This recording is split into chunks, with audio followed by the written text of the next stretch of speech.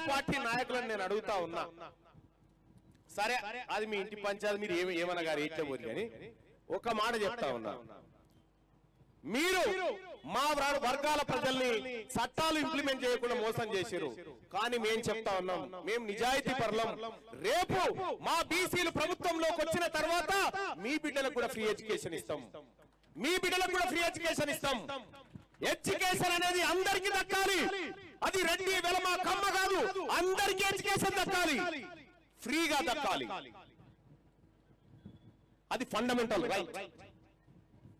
అందుకోసమని ఎడ్యుకేషన్ విషయంలో ఈ ప్రభుత్వాలు చేస్తున్నటువంటి మోసాన్ని, ఈ దుర్మార్గాన్ని ఖండిస్తూ తక్షణమే ఈ వేదిక నుంచి డిమాండ్ చేస్తా ఉన్నాం. మేమంతా రైట్ టు ఎడ్యుకేషన్ ఇంప్లిమెంట్ చేయించడం కోసం ప్రత్యేక అసెంబ్లీ సమావేశాలు ఏర్పాటు చేయాలి.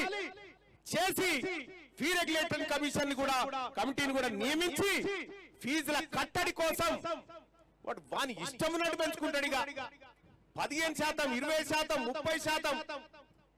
30% చదివి ఒక ఏడాది అటు ఇటో కష్టపడి తల్లిదండ్రులుగా రెండో ఏడాది నుంచి వానికి ఫీజులు కట్టలేక ఇబ్బంది పడుకుంటా నా దగ్గరకు వస్తా ఉంటారు చాలా మంది. అన్నా ఫీజులు తక్కువ చేయాలన్నా, స్కూళ్ళల్లో ఫీజులు ఎక్కువైపోతున్నాయని అంటారు. పోయి తన్నుపోవాలని అని చెప్పిరా. ఈ చట్టం నీ దగ్గర ఉందని తెలుసా?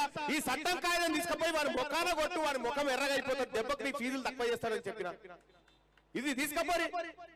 ఇవాళ మా బల్వీర్ ఉన్నాడు, మా బల్వీర్ ఆ చట్టాన్ని తీసుకొని పోయి 25 మంది పోరగాలని ₹1 లేకుండా చదివిపిస్తా ఉన్నాడు. ఇప్పుడు ఆడ సప్పట్లు కొట్టరు సార్.